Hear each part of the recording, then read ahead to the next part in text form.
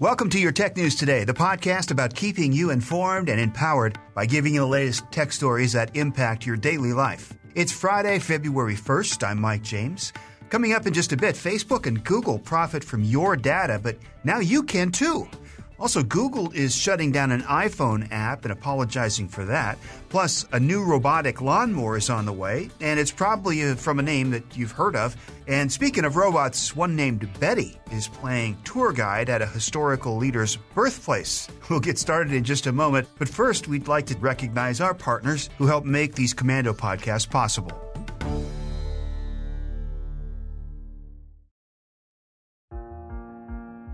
We start with your data, which is a recurring theme because it's often used against you. Now, we all know that these big tech companies are making tons of money off your data, and you might be thinking, it's my data, so where's my cut? Well, that's what one firm is trying to set up by launching what they're calling an ethical platform where you can sell your own information and get paid for it. So Digi.me is partnering with Washington-based UBDI, which stands for Universal Basic Data Income. Now, that company already allows people to sell their own data for market research, and their new app will share something called anonymized, or so they say, insights from the data you choose to share with them. But it does dig deep, including data on what you buy, what you watch, and what you listen to, your social media activity, medical history, and just about anything that you can think of. But they don't just hand over cash when you hand over every detail about your life. They use something similar to Bitcoin to give you a stake in the money generated from the data.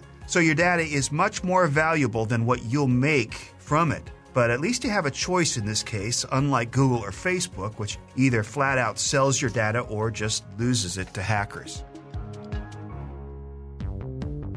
Speaking of your data, Google is voluntarily pulling the plug on an iOS app called ScreenWise Meter because it violates Apple's policies like the Facebook Research app that was removed earlier this week. Just like Facebook's Research app, ScreenWise would reward people for allowing them to track what they do on their phones, and it had similar installation processes that would install the app using Apple's Developer Enterprise program, which is a big no-no. So they've pulled the app and apologized while trying to reiterate that they've always been clear on issues regarding people's data. Well, sure, but they want to trade small gift cards for big info about your life. Doesn't seem like a very fair trade to me.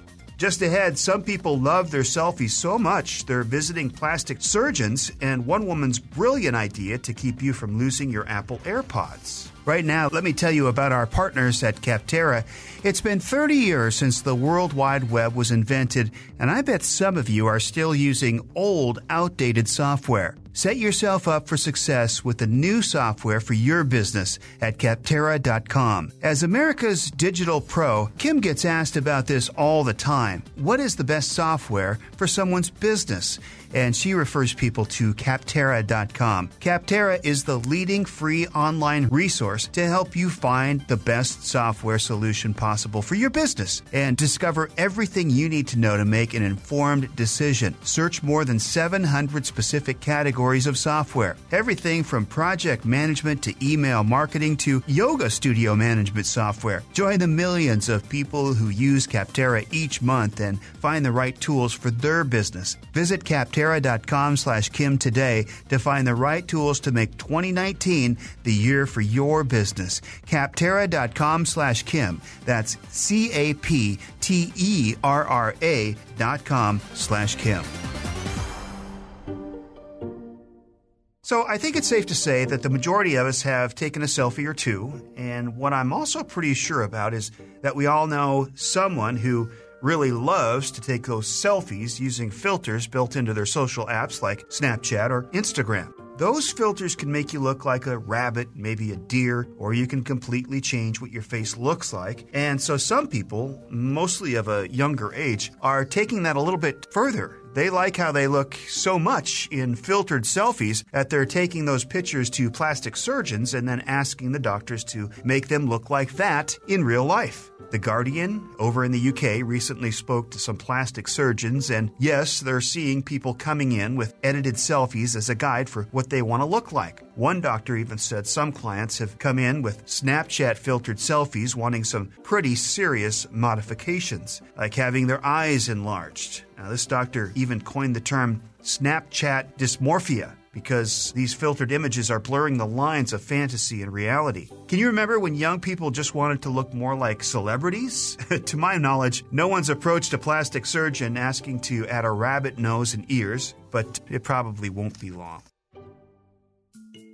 Well, if you have a pair of Apple's AirPods, then you know they're tiny, and you're probably pretty aware of just how easy they are to lose. One woman has come up with a pretty ingenious way to keep her AirPods from going missing. Gabrielle Riley is a 22-year-old paralegal in Virginia, and she's turned her AirPods into ear rings, or air rings, as she calls them. Her inspiration was simple. She didn't want to lose them, and she also didn't want her cat to chew them up. So her creation has gone viral since she posted a short video on Twitter, so much so that she got more than 200,000 likes, 48,000 retweets, and more than 1,000 comments. So now she's becoming an entrepreneur and selling her earrings online, and you can get yours customized at $20 a pair. You can pre-order hoop, fishhook, and clip-on earrings in silver or gold with connectors for your AirPods, and you can even choose the length. Now, this web address is a long one. You can go to deadenymom.shopify.com/products/airrings. That's AIRRINGS. Well, I guess you can order some if you want to have Apple's latest cool status symbol on your ears. That's right up to you.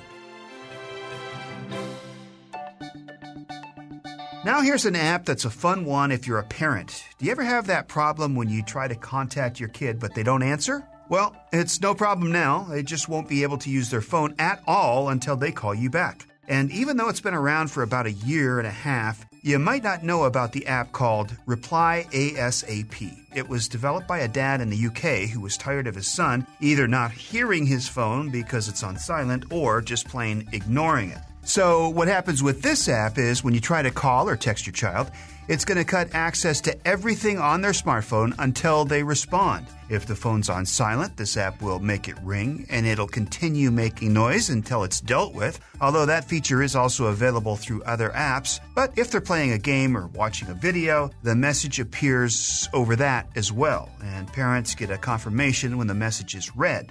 Sometimes you just have to annoy your kids to get them to respond, and this will do the trick. Right now, it's only available for Android smartphones, but it's been temporarily pulled from the Google Play Store for urgent updates. So you can only download it through the developer's website. They say an iOS version is also on the way, but there's no ETA for that.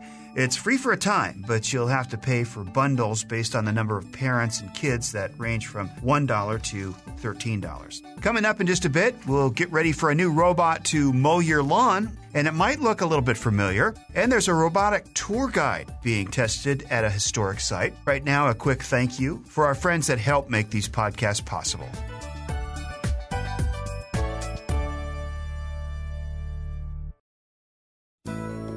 iRobot is a company that makes the Roomba robotic vacuum. It's been keeping the floors clean for years. Well, they're finally venturing into the great outdoors, and this week they unveiled their robotic lawnmower called the Terra. Now, a robotic mower is not a groundbreaking invention. Other companies have had autonomous mowers for a couple of years, but iRobot's mower is coming with a mapping technology that they use with the Roomba vacuum, so you don't have to set up boundary wires to keep the mower from wandering off into the pool. And like the Roomba, you can also set it up with a schedule and customize a few other features, but it's not quite ready yet. All iRobot will say is that they expect to sell the mower at some point this year. We also don't know how much it will cost. Now a quick history lesson about Sir Winston Churchill, the British Prime Minister during World War II who died from a stroke in 1965 at the age of 90. Well, if you ever find yourself in England, you can take a tour of Churchill's birthplace, a home built in the 17th century known as Blenheim Palace. And that home is now testing a robotic tour guide named Betty. The 5-foot robot is programmed to greet visitors, answer their questions, and take them on a tour of the grounds. And get this, Betty will even take selfies with you, then upload them to social media. Betty was developed by scientists at Oxford's Department of Engineering Science. They sought out Blenheim Palace, asking if they'd like to give the robot a trial run as a tour guide. Now, the palace is full of antiques and artifacts, so the staff is making sure Betty doesn't get too close. If all goes well, Betty will return later this year, and if you want to check out some of those selfies, you can just head over to Twitter and search for hashtag Betty in the Palace. Nice. By the way, once you're done listening to our podcast, do us a favor and subscribe on wherever you listen to us to. It makes sure that you get the latest up-to-date podcasts, and it helps us get more listeners, and we appreciate it. Finally, for today's Commando Kicker, according to scientists, dinosaurs went extinct 65 million years ago because of a massive asteroid that hit the Earth's surface. However, that's not the only event that disruption caused. There's a new study that said the asteroid was also the cause of a huge worldwide tsunami that reached more than 5,000 feet in the air. It would have reached every ocean basin across the globe.